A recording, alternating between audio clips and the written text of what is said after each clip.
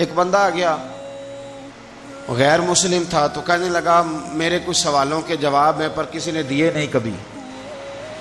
پہیلیاں ہوتی ہیں نا کچھ لوگوں کے، سوال اور ہوتا ہے پر پہیلی تو بعض لوگوں نے پہیلیاں، لیکن جن کو اللہ فہم کی دولت دے نا ان کے سامنے بھی پھر کوئی پہیلی نہیں رہتی، کوئی راز نہیں رہتا۔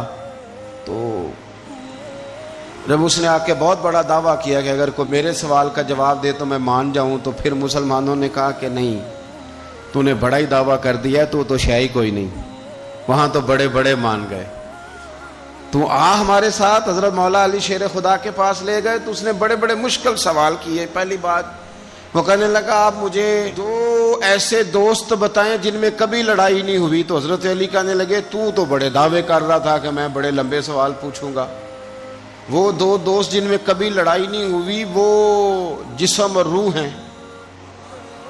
ہیں بھی اکٹھے ساتھ رہتے، دوست بھی ہیں، پر کبھی آپس میں لڑائی، بڑے گناہ کرتا ہے جسم پر، روح ناراض نہیں ہوتی، وہ ساتھ ہی رہتی ہے۔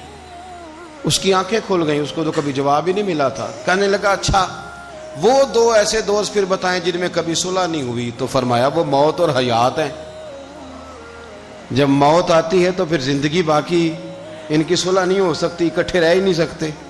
اللہ اکبر۔ وہ کہنے لگا یہ تو کمال ہو گئی، اب وہ ذہن کھل گیا۔ کہنے لگا جی اور پوچھ لوں؟ فرمایا تیرا ہی دعویٰ تھا 2 پوچھنے، میں تیار ہوں، تو 100 بھی پوچھ۔ کہنے لگا وہ بی بی جس نے چند لمحوں میں بچہ پیدا کر دیا، فرمایا یہ بھی کوئی مشکل بات ہے؟ وہ حضرت مریم ہے، 1 منٹ میں حاملہ ہوئی تھی، اگلے منٹ میں اللہ تعالیٰ نے انہیں تھوڑی سی تکلیف سے گزارا اور اگلے منٹ میں حضرت عیسیٰ پیدا ہو گئے، کوئی مشکل بات ہے؟ کہنے لگا جی وہ 2 چیزیں جو حرکت نہیں کرتی، فرمایا یار جلدی پوچھ، ٹائم نہ ضائع کر، جلدی پوچھ۔ وہ 2 چیزیں جو حرکت نہیں کرتی وہ زمین آسمان ہے۔ اس نے کہا وہ 2 چیزیں جو ٹھہرتی نہیں، فرمایا وہ سورج اور چاند ہے، جو حرکت ہی کرتے رہتے۔ کہنے لگے اچھا وہ بتائیں جی جو کھا تو بڑا کچھ کیا پر پیا اس نے کچھ بھی نہیں۔ تو حضرت علی فرمانے لگے وہ حضرت موسیٰ علیہ السلام کا عصا ہے، جادوگروں کے سانپ سارے ہی کھا گیا پر پانی کا گھونٹ بھی نہیں پیا۔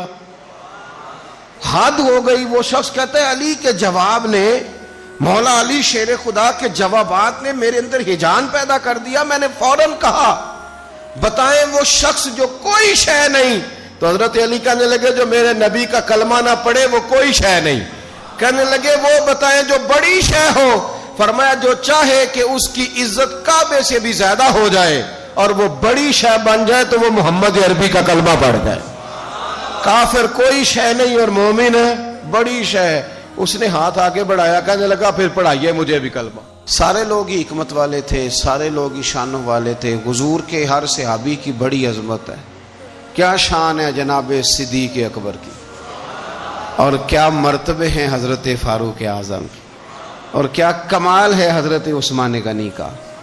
لیکن چونکہ ہر پھول کی اپنی خوشبو ہوتی ہے، جو دانائی، جو علم، جو فقاہت، جو اسلوب اللہ نے مولا علی شیر خدا کو عطا فرمایا تھا، جو شانیں اللہ نے مولا کائنات کو عطا فرمائی تھی، وہ تو حدیث آپ نے کئی دفعہ سنی ہوگی کہ حضور نے فرمایا میں علم کا شہر ہوں اور علی اس کا دروازہ ہے۔ میں آج آپ کو ترمذی کی ایک اور حدیث سناتا ہوں۔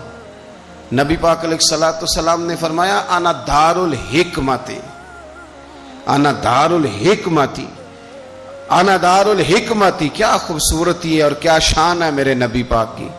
حضور فرمانے لگے میں حکمت کا گھر ہوں، میں حکمت کا گھر ہوں۔ انا دار الحکمت وعلی بابھا، میں حکمت کا گھر ہوں اور علی اس کا دروازہ ہے۔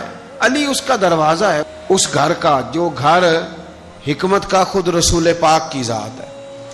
تو حضرت مولا علی شیر خدا کرم اللہ تعالی وجہ الکریم کو اللہ تبارک و تعالی نے حکمت عطا فرمائی، دانائی عطا فرمائی، اللہ نے شانیں عطا فرمائی، ان کو اللہ تبارک و تعالی نے مرتبوں سے نوازا۔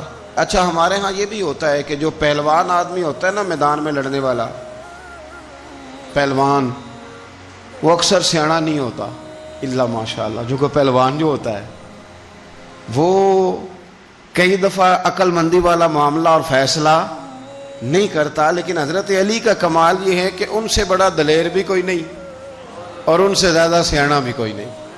حضرت علی شیر خدا اتنی شانوں اور مرتبوں والے آدمی تھے کہ دلیری بھی سب سے زیادہ اور عقل بھی۔ حضرت عبداللہ ابن مسعود رضی اللہ تعالیٰ عنہ فرماتے ہیں کہ اگر حکمت کے 10 حصے کیے جائیں نا دانائی کے، تو اللہ نے 9 حصے مولا علی کو عطا فرمائے اور ایک حصہ باقی ساری کائنات کو عطا فرمایا۔